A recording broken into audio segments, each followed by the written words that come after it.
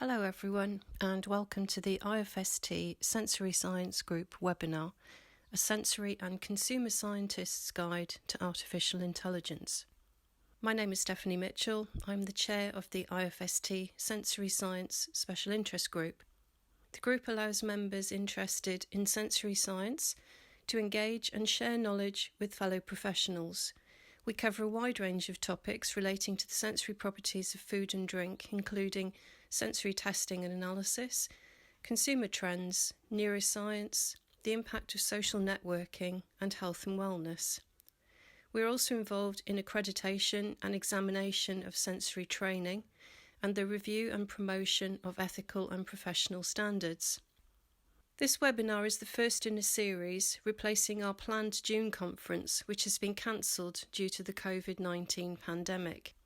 Please keep an eye on the IFST's events page for more details of the next webinar. This webinar is being recorded and will be shared on IFST's website.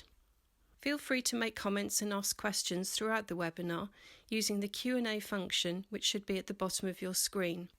There will be a Q&A session after the presentation where we will respond to as many of these questions as possible, and Carol, who is part of the Sensory Science Group's events team, will ask these questions. Our speaker today is Dr. John Ennis, who is co-founder and president of Igora. His company's mission is to help sensory and consumer science teams prepare for artificial intelligence. Dr. Ennis is a PhD mathematician and has more than a dozen years of sensory and consumer science consulting experience. He's the author of over 30 peer-reviewed publications and 2 books, and is the chair-elect of the ASTM E18 Sensory Evaluation Group. For more information on his biography, please look on the IFST website. So without further ado, I will hand over to you, John. Great. Well, thank you very much, Stephanie. And thank you all very much for having me here today and for tuning in. Of course, it's unfortunate that we can't all be together in person, but it still is nice that technology allows us to continue to share information. So what we're going to do today, just as an overview to kind of manage expectations, because the presentation is only 30 minutes. And that means that I'm going to have a goal of introducing you, big picture, what is artificial intelligence? We, for that, are going to go through the history of AI. We're going to talk about the tools that are typically involved in artificial intelligence. We'll look at some use cases from the public record in terms of applications of AI to sensory consumer science. And then we'll have the question and answer. Okay, so that you know where we're going with this, please be aware that there isn't going to be time to do a deeper dive into how the technologies work. We can follow up with that later. If you're interested, please contact me. But right now, the goal today is to give you a sense of the big picture and to demystify a lot of what is really just an extension of things that have been going on for a long time. So with that, let's go ahead and get started. And the first thing I want to do is, since we have technology, we might as well use it. If you will please take a minute to go to, and we actually will literally have 1 minute to do this, go to menti.com and use this code, and you'll have a chance to type in, what does artificial intelligence mean to you? Okay? So just wait just a second here for some answers to start to come in, and then I'm going to set the timer for 1 minute. Replacing humans, nice. Robotics, the future, very good. Loss of control, reasonable concern. Nice.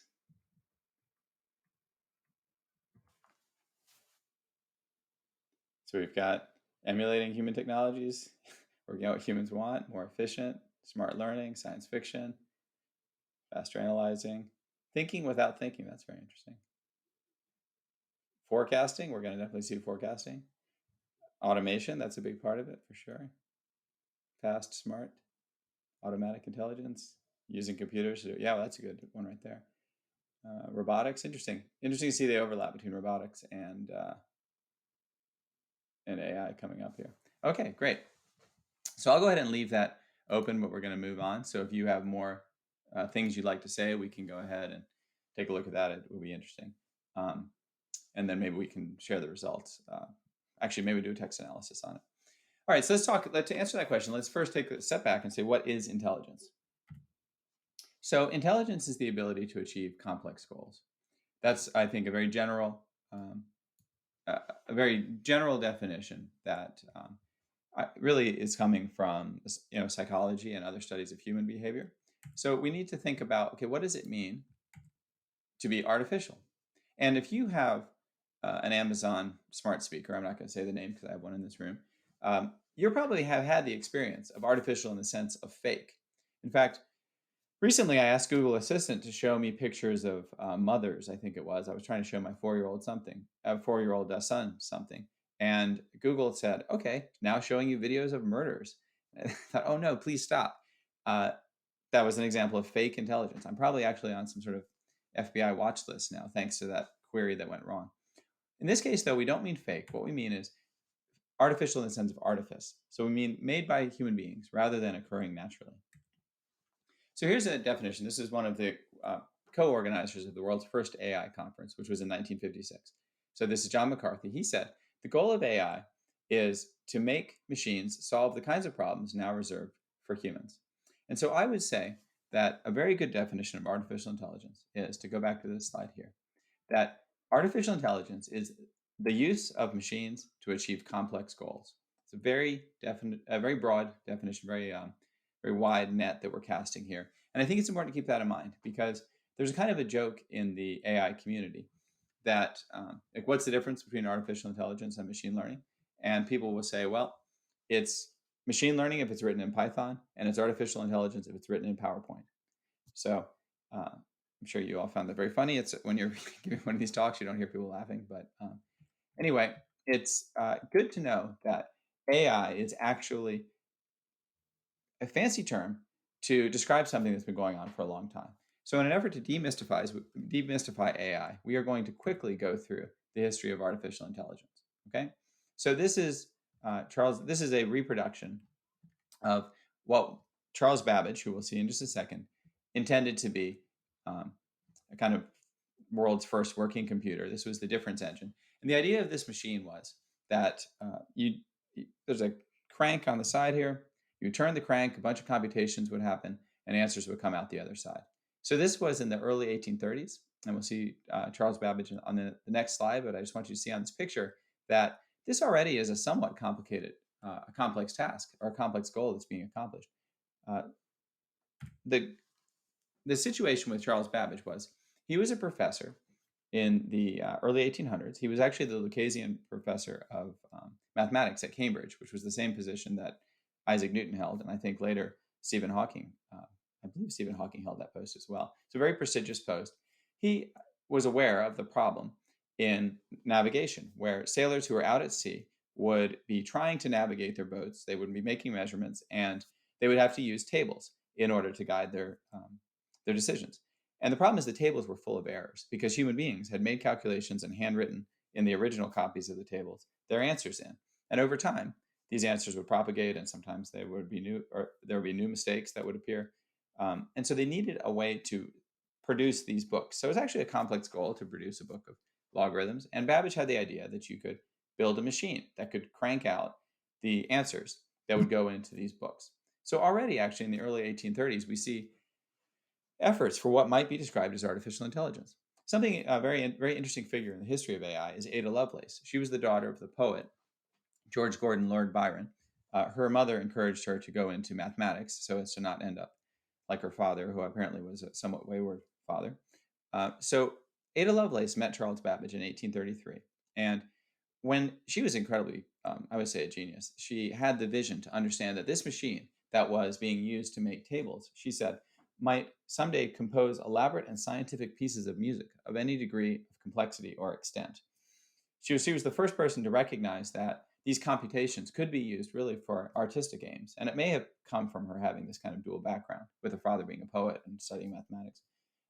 We're going to see that. You'll see that actually as you study the history of technology. People like Steve Jobs, who are at the intersection of the liberal arts and technology, oftentimes make great contributions. Someone else we should mention before moving on from the 1800s is Herman Hollerith. He was an engineer working at the Census Bureau, and they had a problem in the late 1880s. It was 1888, and they still hadn't completed the counting of the 1880 census. And they realized that when the 1890 census happened, that they were going to have, they were never going to be able to finish in time for 1900. So he noticed when he was on a train, people punching punch cards to describe, which class you were in and whether it was a man, woman, child, this kind of thing. And he thought, okay, we can take the census, put all the data on punch cards, run the punch cards through a machine, and count up the census.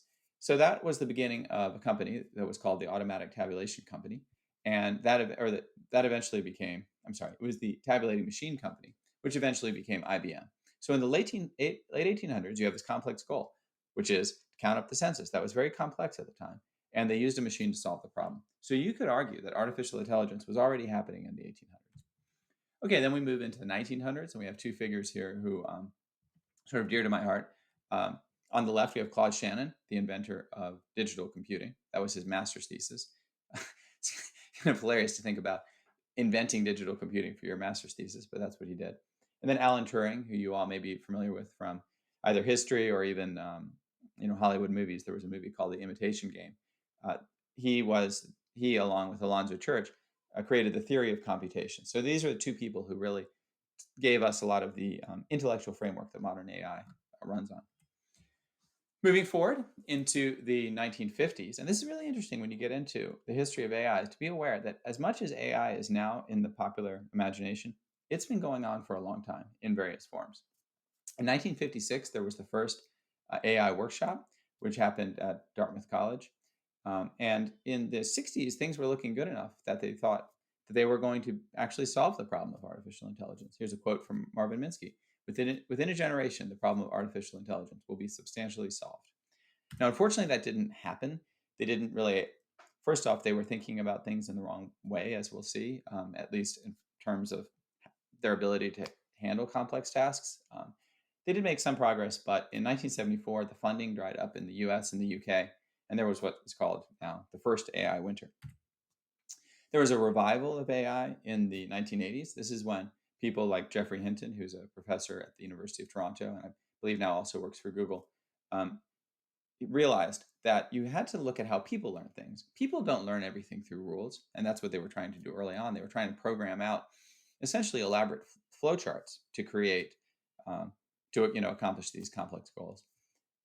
They realized in the 80s that people actually learn through experience. For example, my 4-year-old son, who really, I would say, doesn't have much reasoning ability, is able to do a lot of things. And that's because he's able to learn through experience. So there was the idea that you needed to get computers to learn through experience. And so here's a nice quote. In the 1970s, they'd say that learning is not the point, but we believe reasoning is something that evolutionarily comes very late in people. So this is when the computer scientists started to look to the developmental psychologists for ideas about how to get computers to accomplish some of these complex goals.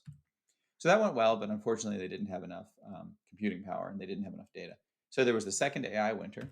Then in the next really decade and a half, there was gradual growth. A threshold event was in 1997, Deep Blue, which was a computer, or depending on how you think of it, well, it was a computer, created by IBM, defeated Garry Kasparov, the world champion of chess, which was a very impressive achievement for computer science and for AI.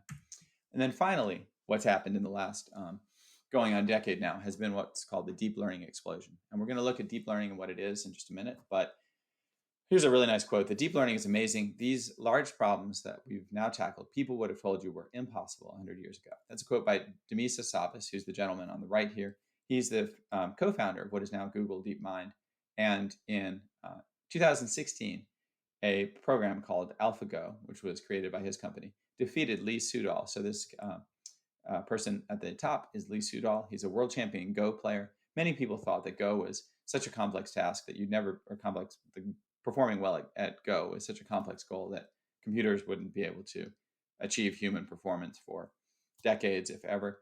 But kind of shocked the world that AlphaGo defeated Lee Sedol 4-1, and then soon thereafter, the algorithms that were, and the programs that were coming out of DeepMind were far surpassing AlphaGo's performance. So the question is, what has happened that we would have this explosion over the last decade? And there's really three reasons. The first is there have been improvements in algorithms. And we saw this even just in the 80s, there were already algorithmic improvements that were coming along in terms of the approach and how it is that you can train what's called a neural network, and we'll see that in just a minute. There has been a complete explosion of computing power. Moore's law has been operating. Moore's law is the idea that computing power doubles roughly every 18 months. And that's exponential. I mean, we've all become familiar with exponential curves with the whole coronavirus situation. Well, a kind of good exponential growth has been the growth of computing power. And there's also been an explosion of data. We now, beginning with web search and with, internet activity, social media data, but now with the Internet of Things, data is coming in from all corners of the world. And when you put these three things together, what you end up with is tons of data with which to train very advanced models and a lot of computing power with which to train and implement those models. Now, to understand AI kind of big picture, what are the kind of two big categories of AI, one of which doesn't exist, is artificial general intelligence and artificial narrow intelligence. Now, at the beginning, I think we were seeing a lot of answers that were in the vein of artificial general intelligence. This is the idea that you're not going to tell the computer ahead of time what the complex goal is that the computer has to accomplish, and the computer will figure it out. Now, humans have general intelligence. We are able to go into a new situation, gather information, think about what to do, and create strategies to achieve success in the new situation. This would be like Skynet or HAL or many of the things, or Ava from the movie Ex Machina, which I recommend. That would be a general intelligence. Now, in real life, what we actually have is narrow intelligence. We have a very well-described task, and for example, here's just a task. Suppose you have a smart speaker and you want it to know when someone says its name. Well, there's a neural network that Amazon uses for recognizing that someone is saying the name of the smart speaker. It's a very simple. It's a simple task, or I suppose it's a well-defined task. It's actually a very complex thing to do when you get into it. But they have an AI that is trained specifically for the purpose of recognizing when the name is being said. Similarly with Roomba. If you have a Roomba, you can see Roomba does a great job of vacuuming floors, but if you gave it a mop, it would have no idea what to do. So this is really what we're talking about. We're talking about using machines to accomplish complex tasks that are very well described. And it's really debatable whether artificial general intelligence is ever going to happen. Is it possible? I mean, it seems inevitable because humans can do it, but I don't know. Maybe there's something special about humans that we haven't figured out yet that means that this is actually impossible. It probably is possible, but who knows when it will be here. And when it does arrive, it will be a big game changer in the world. For now, though, fortunately, let's just think about narrow intelligence. All right, so three broad categories. We can talk about what was going on kind of early on in the AI world, which was rule-based systems. This is where you have a very well-described task you're trying to accomplish. I mean, I would not write off rule-based AI. My clients will oftentimes come to me looking to automate processes, like they want to build a dashboard to support automated reporting, or they have data that they get from some data acquisition software and they need to automatically change it around somehow to put it into another piece of software. A well-described task that can be automated can actually provide tremendous business value. So I would not write that off, but that is definitely just one type of narrow AI. Second type, which I would say is not as relevant to us now, but it was popular in the 70s and 80s, is knowledge-based systems. This is the idea of somehow embodying the knowledge that you would collect from a group of experts through interviews into a program that could be run without the experts being around. And then finally, machine learning. This is a very popular, this is really, when people talk about AI nowadays, they're pretty much talking about some type of machine learning. Okay, so what is machine learning? Here's a definition from the person who invented the term. Arthur Samuel was an engineer at IBM, and in 1959, he coined the term machine learning. The idea of learning in general in psychology is that your behavior your performance in a task will improve as you get more experience. That's the idea of learning. Learning is the process of improved behavior through experience.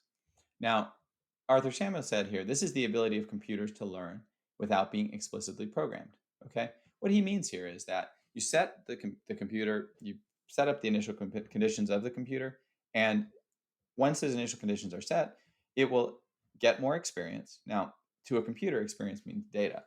And so as you feed the computer or the model more data, the performance of the computer or the model improves. So this is improved behavior from some sort of, sometimes they're called AI agents or some model, improved performance by a computer as the computer experiences more data.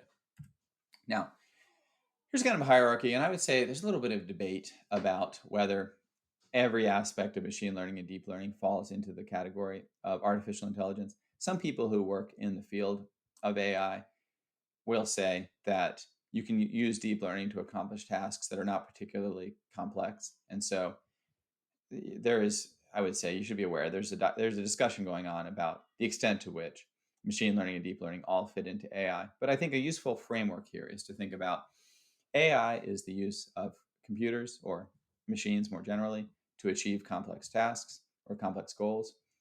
Machine learning is a special type of artificial intelligence where you set up you create a structure in which the performance of a machine will improve as it collects more data or as more data goes into the model. And then deep learning is a special type of machine learning that we'll talk about in just a second. Okay, so this is very helpful to know. And I think it's very important to know this because it's easy to get kind of mystified by the term AI, but it's actually not that mystical. Okay, within machine learning, there are a few categories. I think that you can pretty much put things into three categories. For sensory and consumer scientists, the first two are the most relevant. They are situations in which you know what the answers should be, and you want to predict those answers. So that would be like predicting a liking score, predicting cluster membership. Sometimes you don't know what the answer is, and you want to you want to determine something about the structure of the situation. That would be like a cluster analysis, or maybe a PCA, or you're looking for some patterns, some sort of graph search. And then finally, reinforcement learning needs to be here because this is very important in the modern AI world, and it's used to improve the idea here is that instead of did you get the right answer, yes or no, you have a goal you're trying to achieve. You have a score for how well you're doing, and the machine changes its internal rules to try to make the score bigger. This is what was used by Google DeepMind to beat Lee Sedol, and I'd say it's very popular. But right now, I think where sensory and consumer science is, we should really be focusing on, do we know what the answer should be or not? And then we should be training models to give us insights. So now let's take a quick look at deep learning. Deep learning is a specific type of machine learning. Here, this is a situation where you have a lot of data and you have a lot of computational power, and you're able to train a model that essentially is kind of a translation. Like you can kind of think of all deep learning as a sort of translation, where you have information in one form and you're going to translate it into information in another form. It's an incredibly flexible framework, and this is what's empowering the modern AI revolution. So deep learning models, they learn the rules from examples. They don't require a lot of kind of custom programming. There is, of course, tuning and whatnot. There's an artistry to how you build the architecture and how you get the model to update itself over time. But it doesn't require any kind of a priori knowledge of what the underlying relationships are between the bits of information that are involved. So it's very flexible. But the trade-off is, in order to be so flexible, you need a lot of data and a lot of computing power. Once you have one of these deep learning models, it is possible to make post hoc attempts at explanation. This is a hot topic in terms of ethical AI. Because, for example, if an AI is determining whether or not a prisoner should be released for parole, you wouldn't want that AI's decision to be influenced by racial variables that may just be propagating past prejudices. But I would say within sensory and consumer science, this is we definitely want explainability of our models because we want to guide product development or want to give advice to marketers. But we don't typically have to worry about the ethical aspects of our models. Okay, there's a quick view of deep learning. We don't really have time to go into the details of this, but the idea is that you have some data. This is a framework that's loosely inspired by the human brain. It's, I would say, only very loosely inspired. I did my postdoc in neuroscience, and there are some significant differences. We programmed neural networks actually to try to model human behavior. But what you have basically is you've got some signal that comes in, and when these artificial neurons become active, they will cause neurons downstream to become active or not, and then so on through the network, and eventually you get some output that you can interpret. This framework, this very general framework, has been used, I would say it's being used all over the world right now in many different ways. When there's enough data, then this is being used for, say, speech recognition, image recognition, including facial recognition, also image manipulation when you see deep fakes, that kind of thing. It's used for trying to understand what people are saying, which is called natural language processing.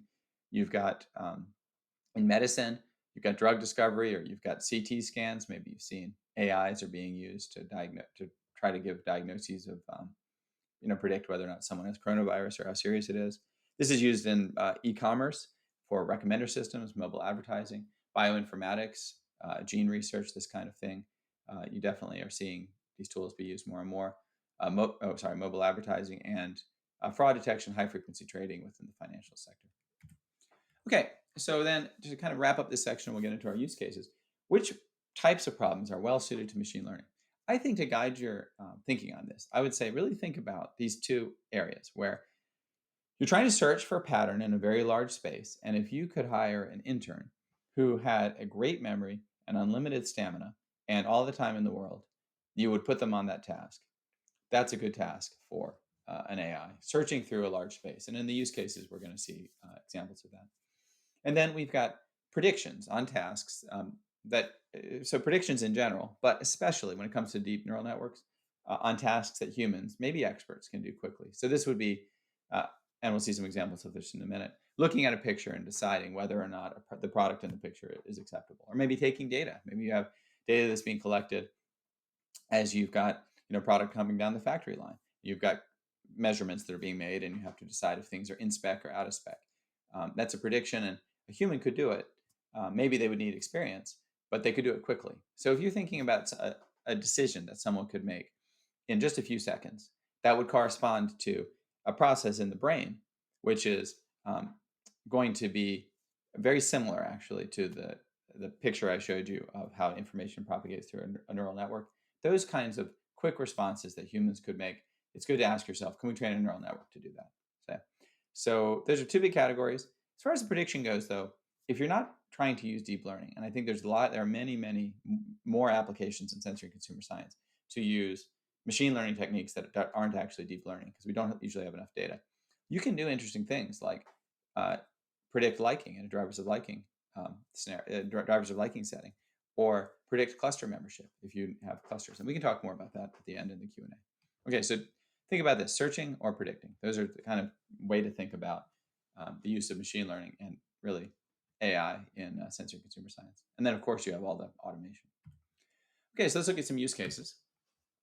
So first, let's look at quality control and quality assurance. And a theme you're going to see in these use cases is companies are going to be successful in this new fourth industrial revolution, which is kind of the new age of decentralized computing, are the ones that are going to become technology first companies. And actually, you're seeing even with organizations that are like, for example, IFST. Here we are online, using technology to interact with our members and to distribute information. Companies that can become tech first will succeed, and those who can't will be left behind. One such company that's becoming tech first is Domino's Pizza. They are becoming a tech company that makes pizza. And for example, McDonald's is becoming a tech company that makes hamburgers. Nike's becoming a tech company that makes shoes. So you really need to ask yourself, is our company becoming a tech company that does whatever it is that we specialize in? You really want the answer to that to be yes, because if not, you'll find it impossible to compete in the new reality. And maybe especially now with coronavirus forcing things to be decentralized. Okay, so here's an example. Domino's Pizza has a tool called the Dom Checker, where pizzas come out of the oven.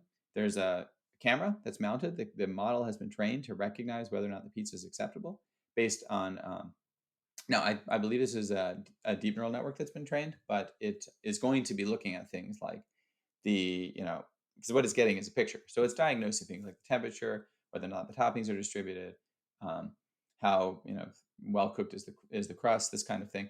And so this machine will say yes or no, is the pizza acceptable, instead of a human having to inspect every pizza. Carlsberg is working on the beer fingerprinting project in partnership with Microsoft. This is the idea that you're going to potentially be able to predict what a beer will taste like without having to brew it based on measurements you can make before brewing. That's a prediction situation. So notice these are both predictions: predicting whether or not the pizza is acceptable, predicting what the beer will taste like.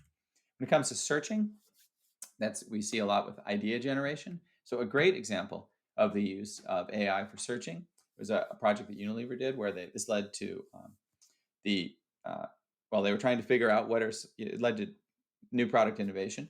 They searched through publicly available data sets, in this case, song lyrics, and they were looking for, when is it the case that there is a noun, something we make, that is appearing unusually often with some other item. So they're trying to figure out, when does one of our products appear unusually often with another with another item. And what they found is ice cream and breakfast go together surprisingly often. Now you could maybe get an intern to figure that out, but it would take them forever. So they to figure that out, and then they realized they had other information pointing in the same direction. They saw that Dunkin' Donuts was serving ice cream. They put that together. They launched the Ben and Jerry's line of cereal ice creams, and that's been very successful. So that's a great application of using AI for idea generation. McCormick has a tool which has been very well popularized in partnership with IBM. Well, what they did is they looked at the historical data from their flavorists. And when a flavorist is working on a new combination, the flavorist has access to essentially all of the experiences of the other flavorists so that they can get new ideas. So, for example, if I'm a flavorist, I always tend to combine cumin with curry. Maybe another one tends to combine cumin with red pepper. Well, when I pick cumin, the AI might suggest to me, hey, have you thought about red pepper? So this is an example of how a team of people can share ideas through an AI. Now we've got targeted customer personalization. This is going to be such a big thing in the next 5 years, personalizing everything. McDonald's has self-service kiosks now where what you do on one screen will determine what you see on the next screen. And other variables like time of day and weather and that kind of thing can be put into the system to try to essentially encourage people to purchase more. They found in Canada, when they implemented these self-service kiosks, that sales went up by 3%. So it's kind of a customized menu. In KFC, or in China now, they're using facial recognition. Now, it's questionable whether you could do this outside of China because of privacy concerns. But the basic idea is you walk up to a menu in KFC, it's another one of these smart menus. What you see is personalized to you, assuming that you're in their system as a kind of frequent member. And so there's a nice quote here by Joey Watt, the Yum China CEO. He said, the menu is customized based on who they are, and it takes them less time to order food, so customers are happy. We know the transaction pattern of each store, which lets us do better forecasting, which means we have less waste. And that enables us to achieve better margins and be careful about increasing prices. So actually is an element in which AI increases sustainability by reducing waste. Okay, we have new opportunities for customer engagement. We have L'Oreal's ModiFace app where you can take your camera out or your phone and you can look at the camera and you can select different makeups and you can see using an AI tool a prediction of what you will look like with that makeup on. So really, truly amazing technology at the intersection of augmented reality and artificial intelligence. A lot of augmented reality is really fueled by AI. Apothic Wines has a chatbot where if you're going to taste an Apothic wine, you can talk to Apothic and the chatbot will walk you through a tasting of the wine. So I think there is a great opportunity when it comes to using AI for customer engagement. This is a rule-based AI, but over time you could learn. You can see how the technology will allow you to learn how to respond more appropriately, and eventually you'll just have a conversation. In fact, there's going to be this merging that happens of quantitative and qualitative research, where with Apothic, not only are you educating your consumers about your wine, you're also collecting data from them because you ask them, in that chatbot, what are they tasting? And maybe a lot of that is junk, but there is going to be signal in there as well.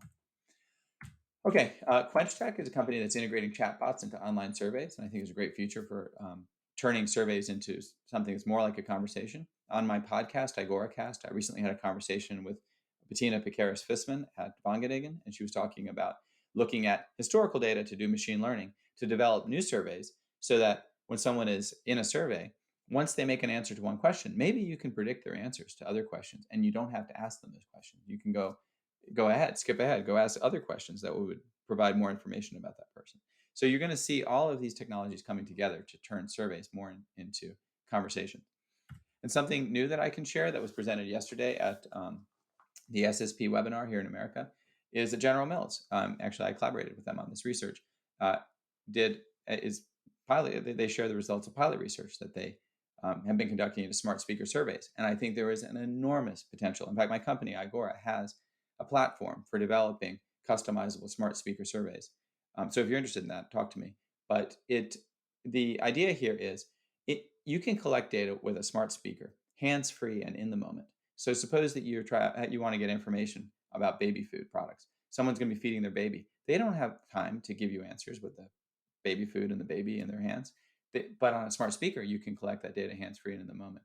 And there are a million other applications of this. When you're shaving, in the shower, when you're feeding your dog, when you first bite into a juicy hamburger, juicy barbecue chicken, and your hands are covered in chicken.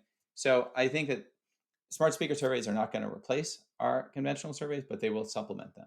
So it might be the case you have an online survey for some period of time, then you go to the smart speaker for the product evaluation in the moment, a few key questions, then you come back to the online survey. Huge potential with using what are really AI tools here for data collection.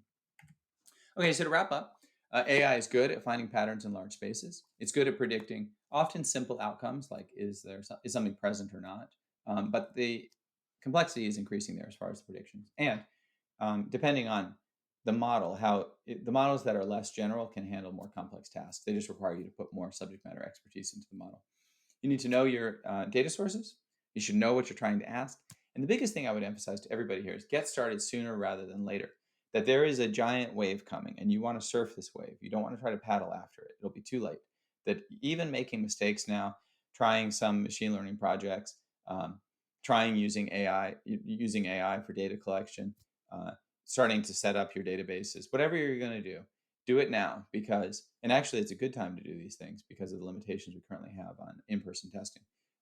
Do it now because when this wave comes and it catches up some people and you're paddling after the wave, you won't catch those people. It's really going to be too late. So better to make your mistakes now. Everybody is learning. It's just the process. You'll try things. Some things will work, some things won't, but get started sooner rather than later. Okay, so that is the end. I would say thank you for attending and stay in touch. Please reach out and connect with me on LinkedIn. I pretty much accept connection requests from whoever, so please connect with me. If you'd like to email me, there's my email address, john.m.ennis@agora.com. So when you get a copy of this webinar, you can see the recommended reading here. These are just some books I recommend. Just general reading on artificial intelligence. Actually, a very good book on AI to get your thinking going is this book by Bernard Marr, Artificial Intelligence in Practice. It's very well organized and a bunch of use cases, very interesting. Here's a link to some of the use case articles that I discussed, so you can go to those links and read more. These are all from the kind of public record from the media, so nothing confidential there. Thank you very much for attending, and I will now turn the microphone over to Carol, who will chair the Q&A session. Thank you, John, for such an interesting presentation. We're now moving on to today's Q&A session. And just a reminder, you can submit questions using the Q&A function, which should be at the bottom of your screen. So now moving on to our first question. Where do you see the most value for AI in sensory and consumer science? Would it be in data collection, analysis, interpretation, or presentation, and why? I don't think that there is a single kind of side to the whole AI enterprise that's most valuable. I think that it's more the case that it depends on who you are, and that's why it's good to be available or to be aware of all the tools that are available to you. That, for example, if your job involves making a lot of reports, tables, charts, this kind of thing, rule-based AI, a dashboard that will support your chart making or your report making, could be tremendously valuable to you. It could free you up to then go and spend a lot more time on interpreting results, kind of crafting the story, finding new insight, doing the things that only you can do, right? So when it comes to rule-based AI, there is huge value for taking the kind of drudgery out of your everyday work so you can be freed up for more creative tasks. Because currently that's where there are, the question is what's left for humans? Well, one thing that's definitely left for humans right now is understanding how to communicate to other humans and figuring out what's interesting in the story that's emerging from the data. That the AI can support you in finding insights and it can support you in delivering the insights. But at the end of the day, you're going to need a human in there for the interpretation. So if that's your job, I would say look at rule-based AI. It could be very valuable to you.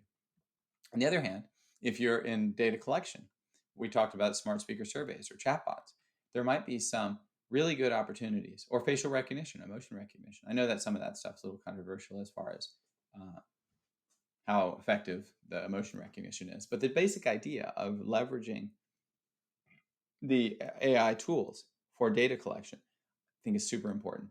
Now, on the other hand, if you're an analyst, what are you going to do with all this information? All this data is coming in. We had a webinar yesterday for SSP. It was on data diversity. We, I think, are blessed in sensory consumer science to have very diverse data. And what I mean by that is not, well, although we can have data from diverse populations, I mean, we have diverse sources of information. And just like you would want to have a board that has diverse perspectives on it, or you would want to have really any decision is going to benefit from a diversity of opinions going into it. You would want to have diverse sources of data going into your analytics. You would like to have not just survey data, but as much as you can, you'd like to put into there chemical and analytical information if you can get it in there. Or you might get in, I mean, first off, within sensory, when it comes to difference testing, descriptive panel data, you've got kata data, you've got free sorting data. I mean, you have, in fact, I have a presentation I give on this where it doesn't take long to brainstorm 20 or 30 sources of data that we regularly interact with in sensory. And then you have all the consumer data. You've got consumer data, which is collected in a kind of scientific way, like through surveys, or then you have kind of more incidentally collected data, like social media data. So you have this vast range of information coming in. And the decision that you make that is informed by more data sources is going to be more robust because it will be resilient against the biases that are going to be inherent in any particular way of collecting data. So I think as an analyst, using a machine learning model that can accept many inputs, and it doesn't have to be a neural network. It could be, I do a lot of work with random forests. That's the type of machine learning that isn't a deep learning. But random forests are great for us as sensory. Tree-based methods in general are great for us in sensory and consumer science because, the idea of a tree-based method is you have some branching that's going on. And we oftentimes have people that are different in what they want, and we have attributes that are better for a while, but then they become bad. Like, for example, food is not salty enough, and then it becomes just about right, and then it's too salty. And actually where that point is varies on the person. A tree-based method can handle segmentation and it can handle satiety really well. So as an analyst, maybe the analytics are important. Or maybe your job is to come up with new insights and you're going to want to search through very large data sets. For those searching and finding patterns, this kind of thing, then some of the other approaches that we've been talking about, maybe some of the unsupervised learning approaches are going to be valuable. So I think that what's going to be most valuable is going to depend on really what goal you're trying to accomplish. But there are lots of tools now. There's a wide range of tools. And I think that it's really benefits all of us to understand what that range of tools is and try to pick the right one for the job we have to do. So it sounds like lots of opportunities, lots of things sure, to definitely. delve into. Yeah, for sure. Okay, we've got lots of questions, some really great questions coming in. How successful have machine learning or deep learning been in predicting human liking of foods? Yeah, I would say that actually I have been surprised at how well tree-based models will help with the drivers of liking project. Because if your goal is to build a model where you want to take things you know about people and things you know about the samples and put those as inputs into a model that's going to predict liking, especially if, I would say, a great variable to include. Anytime you can take a variable where you average across the products, this is a super clever thing to do that ends up being so valuable, which is averaging a variable across all the products. Like you've got, suppose, Carol, you and I are in the survey together, okay? We see the same 6 products. Now, there's a jar question in there. And my jar average is a 2, and your jar average is a 4, okay, for, say, sweetness. And we saw the same products. Here's the thing that's interesting, is the fact that I am below the just about right point means that I thought, say, the products are not sweet enough on average, and you thought the products were too sweet on average, okay? That's an incredibly informative signal, especially if you've got jar data on lots of attributes, because what that means is you can really start to triangulate what sorts of products are you interested in, and what's maybe not exactly the products, but the fact that, like, what are the differences between us? That I want products that are sweeter, you want products that are less sweet. That's really important to the model. Engineering those kinds of variables will make an enormous difference. And I would say that when it comes to building these comprehensive models that allow you to predict at the individual level for the subjects that we're in the experiment, taking the subject as representative of the wider population. What can you expect when you know something, when you know things about the subject, not necessarily just demographics, but some of these engineered variables, or perhaps behavioral variables or psychographic variables, attitudes, behaviors, beliefs, this kind of stuff. You put that together with things you know about the products, those models are actually quite powerful. And I would say that I have really been surprised at how well they can fit the data. And I don't just mean fit it descriptively. I mean, where you take a data scientific approach and either you cross-validate or you have some test data set that you've set aside that you're going to train your model on a subset and then evaluate on the, you know, the test data set later. I would say that I think there's a really bright future there. And I think that a lot of times we have more data than we realize, because if you've got, a lot of times we think, oh, we only have 100 subjects. Suppose you have 6 products and 100 subjects. It's easy to think of that as 100 rows of data, but actually it's 600 rows of data because you have 600 combinations of people and products. So I think that's another kind of secret I'd like to impart here. Maybe not secret, that made the wrong word. It's like a clickbait word, but a bit of an insight I'd like to share is that we often have more data than we think, and that we oftentimes hold ourselves back from using more sophisticated models because we think we don't have enough data, but we actually do. Now, deep learning, that's another category. That's another topic. I would say for deep learning, we should leverage deep learning models for that have been trained by other people, like smart speakers that do that can do it's kind of speech to intent, or sometimes speech to text if you're trying to collect data, or image recognition. I have there are terms like influencer surveillance, where it wouldn't have made sense 5 years ago, but a real thing that's happening is going through hours and hours of influencer video to try to detect whether or not a brand has appeared in the video. Because maybe if your brand is already appearing in some influencers' videos, it would make sense to go do a sponsorship of that influencer, because then when they show the brand more, it will be believable, it'll be authentic, right?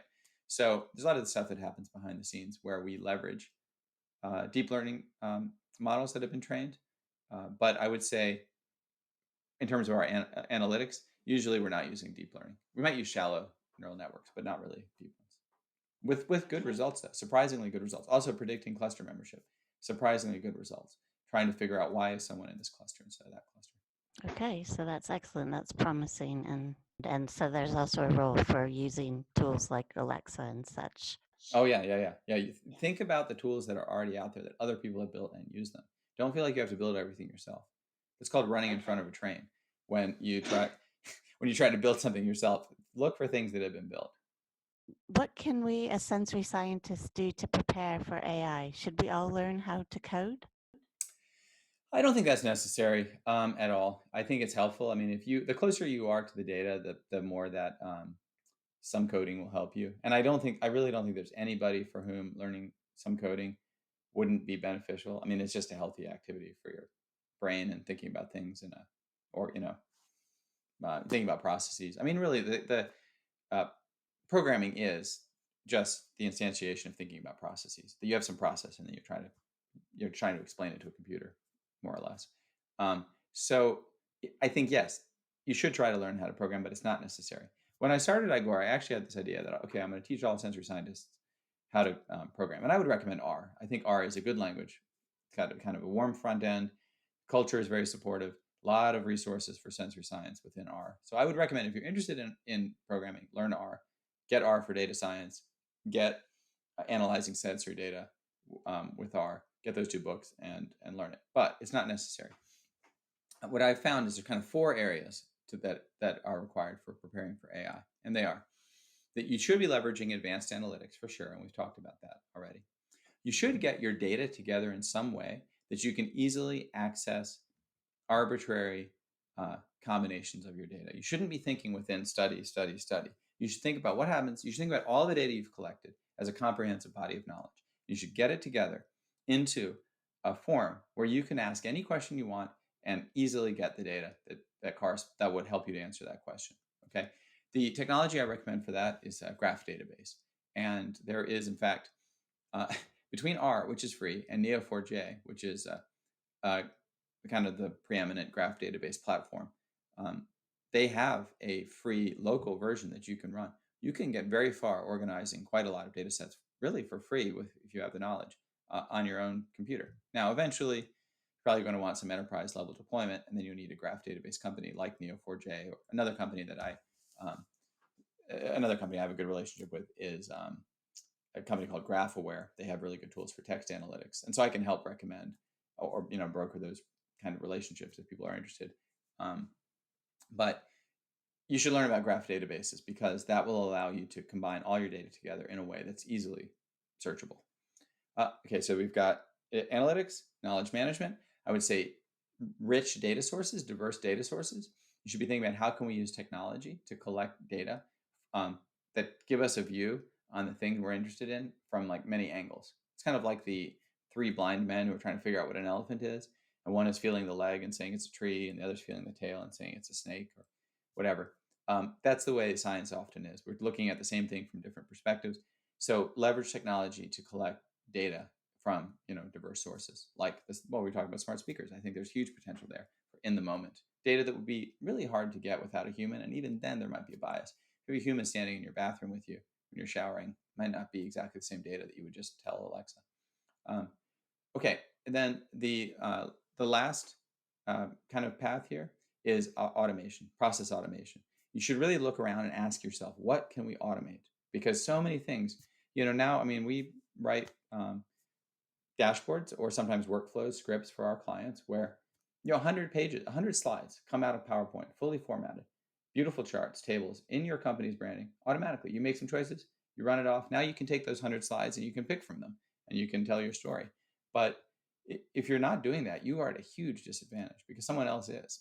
And if they're able to get all of their slides, tables, charts made correctly with more or less instantly, and meanwhile you're spending hours making tables and charts, and then you find out the data change, and oh my goodness, we have to take this person out, rerun everything. It just you can't compete. It just is not a competitive situation. So I think those are the four areas would be advanced analytics, knowledge management, rich data sources, and process automation.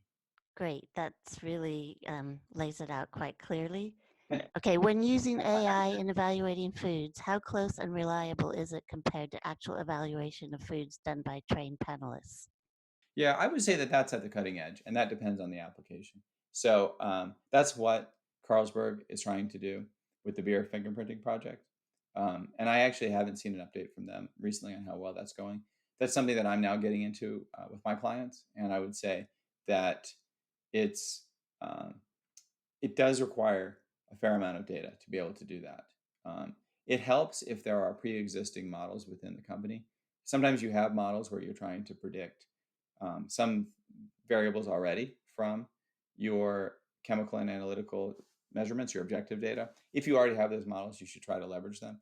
But I would say that is there are stories of successes on that. There was one out of China where there was a large initiative by the Chinese government to sponsor many companies to start to predict taste from chemical and analytical measurements. One of the things that's tricky is there are genetic differences in people. We don't all experience the same thing when we taste things. And I think that sometimes there's this idea that our panelists should all be giving us the same answer, but that's actually not grounded in reality. Our panelists are genetically different with different proportions of different taste receptors and whatnot. What we're experiencing is different. And I think that makes that problem a very challenging one. But that is the current endeavor. And I think you have to collect data and you have to start making progress in that area because even partial progress, getting in the right neighborhood, even if it's not exactly the right answer, is still going to save you a lot of time when it comes to product development. How can food scientists train ourselves in order to be ahead of the tech curve and use our scientific background combined with AI to be part of these big projects in the food industry? Mm-hmm. Yeah, what I would say is start with awareness. Keep an eye on what's going on. I would say we have our blog. We've got Eye on AI, where we round up all the news every week at the intersection of consumer science and artificial intelligence. There's also a blog called The Spoon, which I really recommend. They do a great job at looking at the kind of food tech news. So definitely track the trends there as much as possible. And then if you are able to start learning some data science, I think that's a good idea. But at the very least, keep an eye on what's going on and start to use technology in your own life as much as possible. Get a smart speaker, start to get used to using the new, the kind of latest devices as they appear so that you can start to see potential for how you're going to use those technologies in your own research. Okay, next question. How can AI help in identifying aroma chemicals or flavor molecules? Right. Okay, I would say that there is a sub-branch now of analytical chemistry where they are increasingly using deep neural networks to predict from molecular. Well, for one thing, actually, Google DeepMind is working on trying to predict the shapes of proteins as a function of the molecular structure. They're going to try to predict the shape. There are people working on the problem of trying to predict the activity of certain molecules as a result of things that could be known at the kind of extremely objective side of molecular measurements. So I would say, again, look to see what research is already ongoing in this area, and keep your eyes open for advances that are happening, because they may actually be very applicable to your own research. Okay. Will AI change the sensory and consumer methods that we use? Yes, I would say 100%. What AI is going to let us do is be much more efficient with our testing. That we're going to be able to look at our historical data and figure out, okay, what are the important variables that we need to measure? Maybe we don't need to measure so many variables. Maybe we don't need to ask so many questions. Maybe once we get into a survey, we realize that the answers that someone's already given us will be very predictive of answers we were going to ask, and we can go in a different direction. So I think you're going to see AI allowing us to make a lot more use of either the data we already have or the much more sparse data that we'll collect, so that we can be a lot more efficient in our research. Does the rubbish in, rubbish out concept apply more or less to sensory consumer data as we start to use AI? Yeah, I would say it applies just as much, because if you have garbage data, you will always have garbage outputs. And so I think quality of data, and maybe it's more important to have quality data with AI because there is the razzle dazzle factor. There is the issue that people will tend to believe that the AI is trustworthy just because it's a fancy term. And I would say that you really need to be careful. If the data are not collected in a rigorous scientific manner, it's really just a show at that point. It's not actually science. So I would really recommend that you dig into what are the data sources that are informing the AI. And if you don't believe that they're reliable data, that you should just pass on the whole enterprise. Because as you said, Carol, it's definitely garbage in, garbage out. How can AI be applied to sensory evaluation in the innovation or renovation of products? Do you need any special tools? Well, I would say you should. There are companies that do a really nice job of this. One company I really like is a company called Spoonshot. They do a nice job of kind of surveilling publicly available data sets, looking at things like startup, I think they're called prospectuses, or abstract scientific abstracts. There are other companies that look at menus. I do think that there's so much information out there that we could be looking at. Like, is it the case that in a certain region that you're seeing flavor combinations become more prevalent at restaurants? And if so, maybe that's a product opportunity. I was thinking you can look through your historical data and try to figure out what you don't know. Maybe there's some areas where you haven't played yet, and you could get some innovation out of playing in those areas. So I think that the search side of AI is really valuable for innovation. Thank you again, John, and to everyone for attending the webinar today. If we didn't manage to answer your questions, please contact John directly, and I'm sure he'll be happy to answer those. We will aim to share a recording of the webinar, including the Q&A session, to everyone who attended today via email and on the IFST's website within 5 working days. We'd like to remind those of you not familiar with the IFST that you can find useful resources on the IFST website, including a COVID-19 Knowledge Hub and the online Food Science and Technology magazine. And we welcome new members, so please check our membership benefits page on the IFST website. And just to round up, I'd like to again thank John for his great presentation and amazing answers to all of our questions, and to all of you for attending. And finally, goodbye.